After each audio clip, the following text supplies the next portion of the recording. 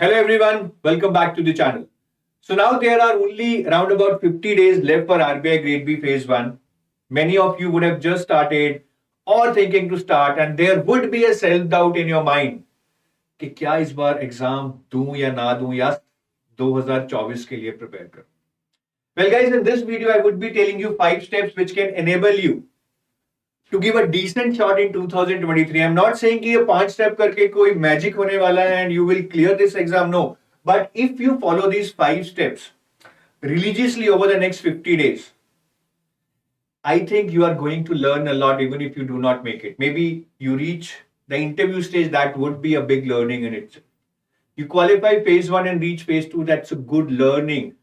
I mean, what kind of questions would come in phase 2?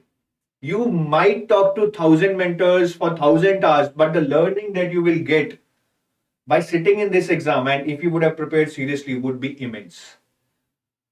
तो जितनी भी तैयारी है जहां भी है doesn't matter, always target this year exams with an open mind and give your best. ऐसे भी नहीं जाने के दे दूंगा देख लूंगा, उसका कोई फायदा नहीं.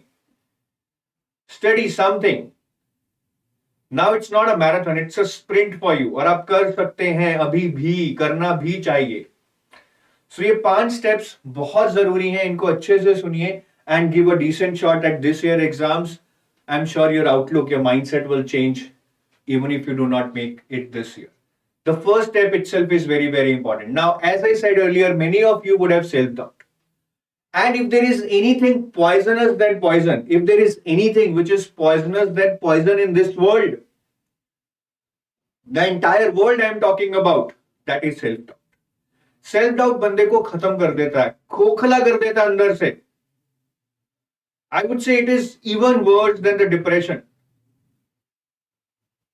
तो सेल्फ डाउट बिल्कुल खत्म करना है हमें. इनफैक्ट सेल्फ डाउट तो होना ही नहीं चाहिए. हमें क्या चाहिए? अपार कॉन्फिडेंस. इतना कॉन्फिडेंस कि हम ये एग्जाम क्लियर कर सकते हैं, हमारे दिमाग में ये चीज बैठ जानी चाहिए. And I am not saying you should generate any false confidence. Confidence भी एक नेचुरल कॉन्फिडेंस होना चाहिए which will only come if you prepare in a right manner with the right amount of effort. And always remember this. You should write down this in your copy 10 times, 20 times, 50 times or 100 times. How much ever times you may need it to write it. But then feel it. I can. मैं कर सकता हूँ. I will. मैं करूँगा. And I must. मुझे करना चाहिए. Because there is lot at stake for your career. This is the first step, guys. This is the first step. Always remember. जितनी मर्जी किताबें पढ़ लो, जितने मर्जी घंटे पढ़ लो, if you are not able to generate a positive mindset with respect to clearing the exam, you never will. And 80% game is about mindset. 80% game is about mindset, 20% is about skills. तो इसको जरूर करना है, तभी आगे proceed करना है, नहीं छोड़ दो भैया, अगले साल तैयारी कर. Now coming on to the next step, that's decide a broad timetable. And here the timetable also means that you have to decide the scope. You have to decide the scope that मैं सारा नहीं कर सकता immediately.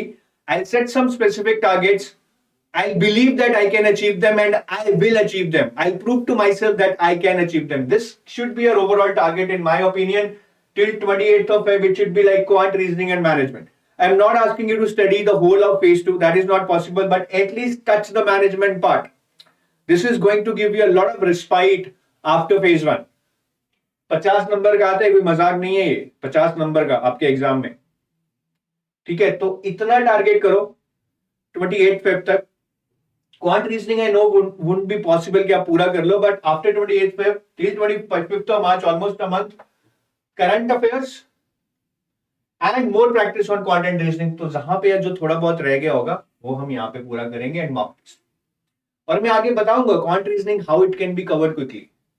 यहाँ पे mock test देने बहुत जरूरी है because otherwise it would be too late. और last 1-2 weeks before your exam you should be doing revision of current affairs, which is very, very important. Even if you leave 20-30% of your current affairs, that's okay, but you should be revising whatever you would have done. And again, practice a lot of questions on quant and reasoning and give limited mock tests in this period. इसमें बहुत ज्यादा mock test देके अपना दिमाग खराब नहीं करना है, because during this period the mock test would not do any good, rather it may dent your confidence. तो यहाँ पे बहुत ध्यान से मॉक टेस्ट देने. और रह जाएगा आपका ESI, finance, descriptive English. I know it's a lot, but you do not have any option. Still you would get around 30-40 days between phase 1 and phase 2. It can be covered here. I'll tell you, ESR finance में बहुत कुछ ज्यादा पढ़ना नहीं रहता है, but अगर आपके करंट अफेयर्स अच्छे से हो जाएं ड्यूरिंग दिस पीरियड, आप फेज 2 में अच्छा कर सकते हैं. So that's the second step. Decide a broad timetable, by which I meant you have to decide the scope.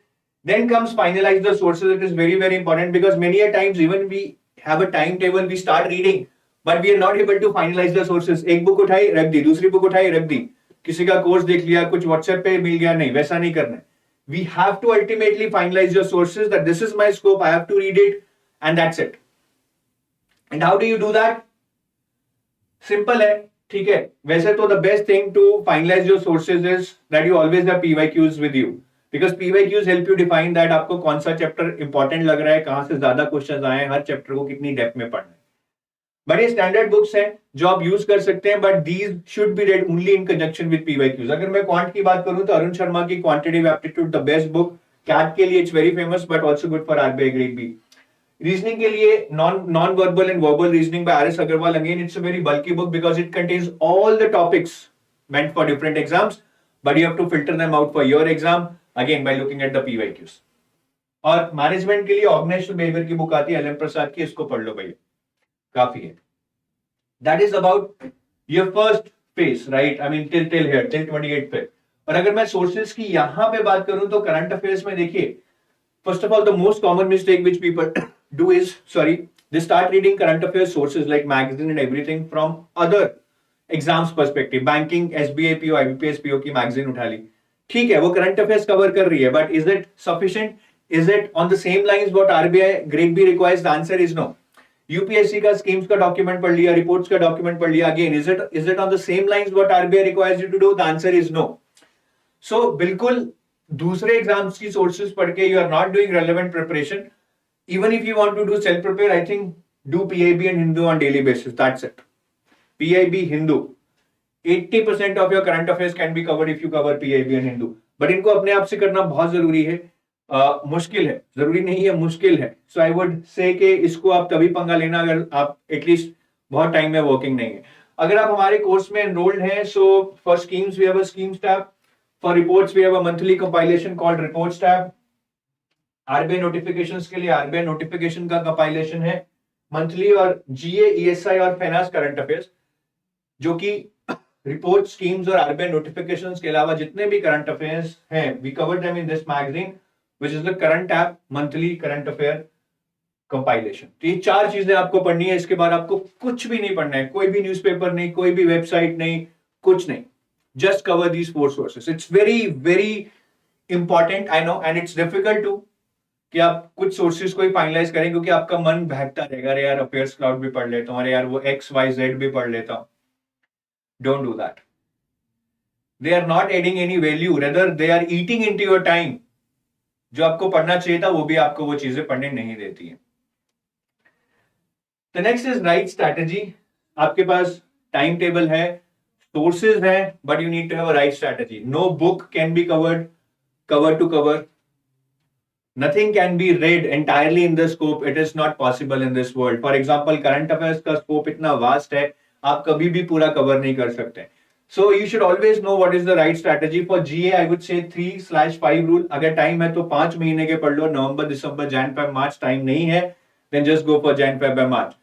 Don't be under any doubt कि ये 3 महीने के पढ़ के क्लियर होगा नहीं होगा, because you have time only to do 3 months. Go for it, and as I said, have that self belief कि मैं इससे कर लूंगा. That is what needs to be believed by you. ठीक है. Next is quant and reasoning. So here again I told you to cover quant and reasoning selectively. देखिए quant reasoning में आपको, for example in quant they will give you 30 questions in 25 minutes. 30 question तो आप 25 minute में नहीं कर पाएंगे. What you will be able to do maximum is 10 to 12 questions. So why to read the entire syllabus? I always say go for only 50-60% chapters in quant and reasoning. Quant की बात करूं तो 2 chapters बहुत important है. Quadratic equations and number series, इसमें से 7-8 questions आते हैं. बाकी आप कोई भी 6-7 चैप्टर्स और पढ़ लीजिए which are in your comfort zone. ऐसा कोई चैप्टर नहीं है कि इसी में से और क्वेश्चन आने वाले हैं apart from number series and quadratic equations. Reasoning में आई वुड सजेस्ट कि अगर आपका पजल्स एंड अरेंजमेंट्स वीक है, Do not try to make it your strength. It cannot be right now. Rather focus on other topics and leave puzzles and sitting arrangements. Management की बात करूं तो अगर आप बुक पढ़ रहे हैं कोई only have an option to read the book. If you are reading from the course, skip the videos, read the notes, solve the MCQs and try to write one answer on descriptive writing so that by 28th of February you should be at least writing 10 to 12 answers. उससे आपको बहुत boost तो नहीं मिलेगा but you will become familiar. आपको phase 1 के बाद डर नहीं लगेगा कि मैंने आंसर राइटिंग बिल्कुल नहीं की. Just this 10 answers will suddenly change the landscape for you after phase 1. बाकी फाइनेंस ESI मैंने बोला बाद में होगा but it's not a big task. मुश्किल होगा, देखिए आसान नहीं होगा. लोग 6-6 महीने से तैयारी कर रहे हैं, वो भी डाउटफुल है कि तैयारी हो गई या नहीं. आप तो 50 दिन में करने की कोशिश कर रहे हैं but you will get another 30-40 days between phase 1 and phase 2. ठीक है, 30 डेज भी मिल जाए तब भी आई थिंक फाइनेंस में आपको यही टॉपिक्स हैं जो मोस्ट इंपॉर्टेंट है. Primary secondary market, risk management, inflation, derivatives, functions of RBI, monetary fiscal policy and various regulatory bodies in India and their scope of regulation. ये बहुत ज्यादा नहीं है, 4-5 दिन में कवर हो सकता है. And it is not something which is very technical, बहुत टेक्निकल नहीं. और ये साल में तो आते ही करंट अफेयर्स हैं. If you would have already covered current affairs for phase 1 in a good manner, holistic manner, ESI की तैयारी आपकी हो गई है. All you need to do here is read these 5 chapters which are the core of ESI. ठीक है, inflation, balance of payment, monetary policy, fiscal policy and growth and development. ये थोड़े टेक्निकल चैप्टर्स हैं. You might be required to watch the videos also, but इसके अलावा I think there is not much to read in ESI. एक general reading देनी पड़ेगी to handle any descriptive question in text. Again, it might look very easy the way I am explaining. It is not. But what I am telling you is that it's entirely feasible. It's not impossible at this stage. But अगर आपको यही नहीं पता कि 5 chapter करने हैं and you try to target the hell lot of chapters like 20-25 chapters, that is what is impossible. ठीक है. And the 5th step is always follow this 2-day rule. Guys, when you start preparing, it's not going to be easy. बहुत मुश्किल होने वाली है. 2 दिन बहुत excitement रहता है, तीसरे दिन लगता है यार इतना कुछ है मैं तो नहीं कर पाऊंगा. कंसिस्टेंसी लूज होने लगती है, मन करता है कि आज नहीं पढ़ूंगा कल पढ़ूंगा. But always remember this 2-day rule. Consistency is not about studying 4-5 hours a day regularly for the next 50-60 days.